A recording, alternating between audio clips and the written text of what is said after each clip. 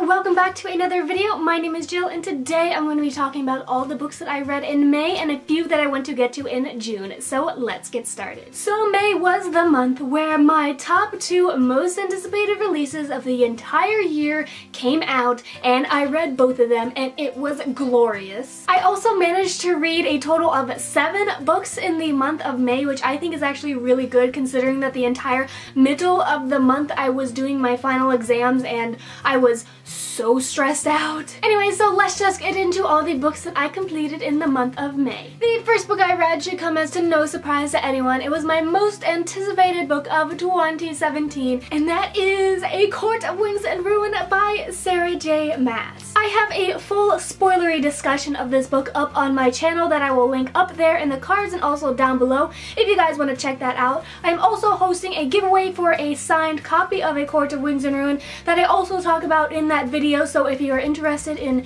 a stamped copy of A Court of Wings and Ruin, definitely go check that one out. That giveaway ends on June 1st, so in a couple of days, so make sure you go check that out if you're interested. I go into way more in-depth thoughts in that video considering that it's a half an hour long, but just long story short, I gave this book 5 out of 5 stars. I still really enjoyed the second book, A Court of Mist and Fury, much more than that. That book is still my favorite book of all time. Overall, I did really enjoy this book, although it did disappoint me on some level. Some things really annoyed me, especially towards the ending. The ending just sort of made me really angry. If you want more specifics, definitely, of course, read the book first and then go watch my spoilery discussion. And this is still my favorite trilogy of all time. It's just that this book wasn't exactly what I hoped it would be, but I still enjoyed it, if that makes sense. Next up, I ended up reading an absolutely wonderful book, and that is The Upside of Unrequited by Becky Albertalli. Becky Albertalli also wrote Simon vs. the Homo Sapiens Agenda, which was one of my favorite books from 2016. I love that book so much, and this book did not disappoint in the least. This book essentially follows a girl named Molly, and she has had 26 unrequited crushes, and suddenly her twin sister gets a new girlfriend, and it sort of brings all these problems to head and everything. I really enjoyed this book. It was quirky, it was hilarious, it was so Becky Albertalli, and I loved it so much. My favorite part of this book was probably the vast amount of representation that is in this book. Not only is Molly overweight, she also suffers from anxiety. Her family is Jewish, and she is a donor baby because she has 2 moms, and her sister is a lesbian, and she is dating someone who is pansexual. And I might have missed a few little ones at that, but even stating all those different representation really just shows how amazing this book is and how sort of groundbreaking it is. Again, I just thought it was so cute, and first off, it mentions Lin-Manuel Miranda in this book on multiple occasions, which I was living for. And this book also features characters from Simon vs. the Homo Sapiens Agenda. You do not have to read Simon vs. before you read this book, but it makes it a better experience because the characters from Simon briefly appear in this book, and it was so cute. I died. Anyway, so this is now one of my favorite books of all time, and I highly recommend that you guys give it a shot. The next book that I finally ended up reading was Tales from the Shadowhunter Academy by Cassandra Clare and Friends. This is essentially a bind-up of 10 novellas that follows a character from the Immortal Instruments after the events of City of Heavenly Fire. I'm not going to tell you what character it is because it kind of spoils it if you haven't read City of Heavenly Fire yet, which is the 6th book in the Immortal Instruments series. I was told time and time again to read this book, that it was so great, that it was so funny, that it should be considered canon for the Shadowhunters, and I was supposed to read it before Lady Midnight, and I didn't because I didn't want to buy the ebooks. I was going to wait until it came out in hard copy, so I didn't read this before I read Lady Midnight, and I regret it so much. But literally, this bind-up of novellas, guys, like, I loved it probably more than the entire Mortal Instruments books. Like, it was so good. Basically, we follow this one character as he goes through the Shadowhunter Academy, and we get these stories from all of these different characters, and I'm not talking just present characters, I'm talking about past characters. So we get stories from Will and Tessa, James Herondale, we get Valentine and his circle when he's like brainwashing people at the academy, we get Helen Blackthorn, we get all of these different stories, and I loved it. I loved it so freaking much. I cannot even describe it. If you haven't read this book yet and you don't think it's necessary, it is necessary. This book will make you laugh, it will make you cry, it'll make you angry, it'll make you all the feelings. It's so good. And if you haven't read Lady Midnight, read this before Lady Midnight. But if you have read Lady Midnight, still read this because that's what I did and it was still fantastic. Like, please read it, it's amazing, trust me. Next up, I read my only really disappointing book of the month, and that is Flame in the Mist by Renee Ahdieh. It absolutely breaks my heart to say that I didn't enjoy this as much as I wanted to. I ended up giving it 3 stars. Renee Ahdieh is one of my favorite authors. She wrote one of my favorite duologies, the Wrath and the Dawn duology, and I love that series so much. And so when I knew that this was coming out and the concept sounds so cool, like it was pitched as like a Mulan retelling, and I was living for it because Renee Ahdieh has such an amazing and distinct writing style, but I feel like that was just missed. First off, this is not a Mulan retelling. I said that on my last video, and after reading it, I've come to know that this is not really a Mulan retelling. For one, it's set in Japan. For two, the only similarity is that she dresses up as a boy. There's like no war. There's like, it's not Mulan, okay? So if you're gonna go into this book thinking it's a Mulan retelling, you're gonna be disappointed, which is probably why I was kind of disappointed. So in actuality, this book follows a girl named Mariko, and she is set to marry this guy from this other kingdom as like this alliance thing, and on her way to this kingdom to get married, her caravan is attacked by these people, and she ends up escaping from being attacked, and Mariko is completely convinced that the people who attacked her are these people called the Black Clan. So she dresses up as a guy and goes to one of their meeting places and basically gets assimilated into the Black Clan, and it sounds really good. I feel like it could have been executed much better. The main thing that really got on my nerves about this book is that the main character, Mariko, basically her inner monologues were the same throughout the entire book. She, from page 1, was dropping these empowering women feminist 2-liners. I am all for empowering feminist 2-liners, okay? I'm not saying anything against those. I'm saying an entire book of an entire inner monologue with just that is a little annoying. And of course it wasn't all that.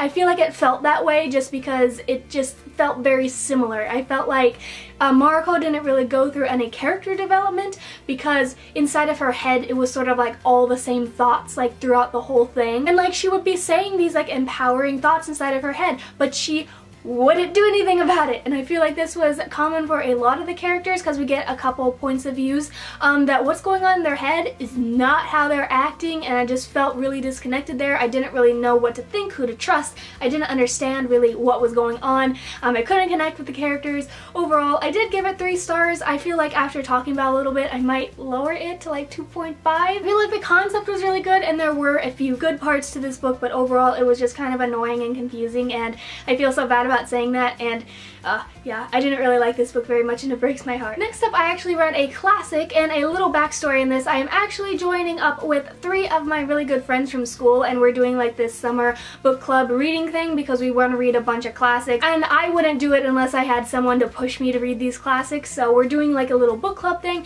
and the first book that we read was The Tempest by William Shakespeare. It is no secret that I adore William Shakespeare with all of my soul, and this play was no exception. I was told time and time again by multiple people, including 2 of the people in my little reading group thing, that this book was the most boring thing they've ever read, and I thought the complete opposite. I thought this book was hilarious. I thought it was so entertaining. I thought it was fun. I loved it, and I especially loved it because this is only the 2nd Shakespearean comedy that I have read. I have read a bunch of his tragedies, and I do prefer his tragedies to his comedies, but I still had so much fun with this one. Oh my gosh, I love Shakespeare.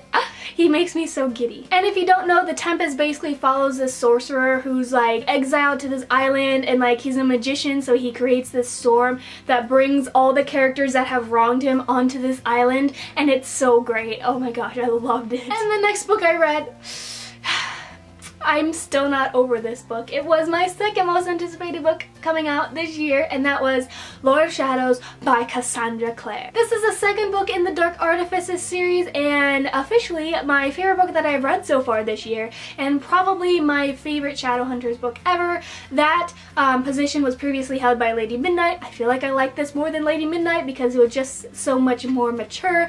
I loved this book so much. Let me know down below if you guys want me to do like a spoilery discussion of this book, because I'm really interested in doing that, but I don't know whether you guys would want to see that, so just let me know. I'll try to keep it brief because my feelings for this book are unintelligible, but my favorite thing about it was that I feel like in the Mortal Instruments and the Infernal Devices, we get to follow like an essential like 3 people, right? But in this book, we get points of view from every single one of the Blackthorn family, and there's like 10 of them.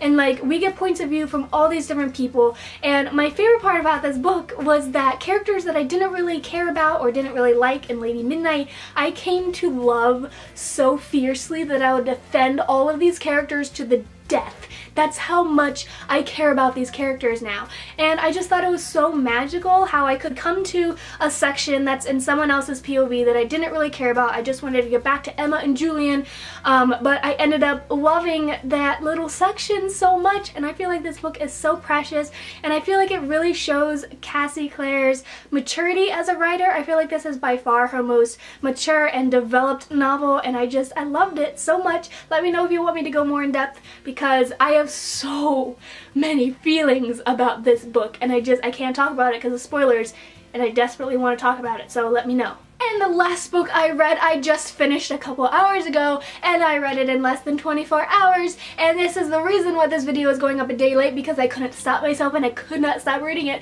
and that was Ugly Love by Colleen Hoover. After I finished Lord of Shadows, I was feeling myself descending into the infinite abyss of depression, and I was just looking at my shelves and I'm like, I am in desperate need of something that is completely different from Lord of Shadows, and I want it to be sort of a contemporary, and my eyes automatically went to this, and I'm so thankful that I picked up this book. Colleen Hoover. This is my first Colleen Hoover book. This is my first new adult novel. I have heard really wonderful things about Colleen Hoover. I've also heard extremely problematic things about Colleen Hoover, especially recently. It's mostly surrounding her book November 9, but still, when I went into this book, I was keeping a pretty critical eye open for it. And overall, I can say that I did recognize the problematic elements that were in this book, but I will say I did not think they were as bad as people have been making them out to be. Again, I did recognize the problematic elements, but it did not stop me from being addicted to this book. And if you don't know, this is a new adult romance novel, which essentially means that it follows characters that are older than YA characters. Like the main character in this book is 23, and it does contain explicit sex scenes, and it does contain adult content. So if you are a youngin', I would not suggest reading this one until you are at least comfortable with reading like sex scenes and reading about adult stuff. Like I said, essentially, I picked up this book like 11 o'clock at night, read it until 3:30 in the morning, woke up early and finished it. I could not stop. I cannot describe my feelings for this book besides addicted to this book. I ended up giving it 4.25 because, again, there were problematic elements, but I loved it nonetheless because it was so addictive, and I cannot describe to you why. And now I'm just going to talk briefly about the book that I'm currently reading, as in I'm on page 2. This goes back to the little reading group that I'm doing with my friends. Next up, we're going to be reading Brideshead Revisited by Evelyn Waugh. I really don't know what this is about. I just know that lots of people at my school read it and think it's great, so that should be a fun time. And now, as far as my TBR for June, honestly, I'm going to be trying to stick at least semi-close to my summer TBR video. So I'm going to be trying to stick to that, but also mostly I found that in the recent weeks, it took me like 4 times to get that out. I'm not kidding you. Recent weeks, I have really been into mood reading. I just love the feeling of finishing a book, looking at my shelves, and literally picking whatever is drawing my eye. And I feel like in the summer I also tend to do that more, so there also will be lots of that. But I do have a couple books that I know I'm going to be reading. Again, most of these are for the little reading group that I'm doing. Off the top of my head, I know we're going to be reading Mrs. Dalloway by Virginia Woolf, East of Eden by John Steinbeck, Of Mice and Men by John Steinbeck,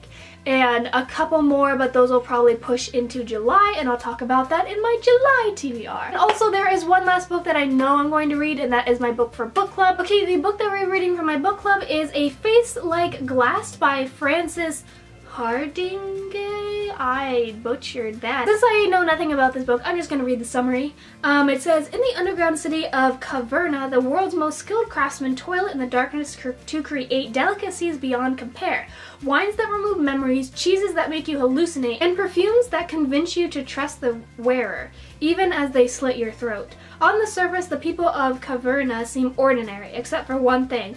Their faces are as blank as untouched snow. Expressions must be learned, and only famous face-smiths can teach a person to express or fake joy, despair, fear at a steep price. Into this dark and distressful world comes Neverfell, a girl with no memory of her past and a face so terrifying to those around her that she must wear a mask at all times. Neverfell's expressions are as varied and dynamic as those of the most skilled face-smiths, except hers are entirely genuine, and that makes her very dangerous indeed. Sounds really damn cool if you ask me. I'm glad I read that. Now I'm kind of excited. Anyway, so those are all the books that I am planning on reading in June, and also all the books that I completed in the month of May. I hope you guys enjoyed this video. Please give it a like if you enjoyed, subscribe if you are new here, and comment down below your favorite book that you read in May or a book that you want to get to in June. I have my Goodreads, Twitter, Bookstagram, and personal Instagram all linked down below if you guys want to follow me on those platforms. And yeah, thanks again so much for watching. I will see you guys later in another video very, very soon.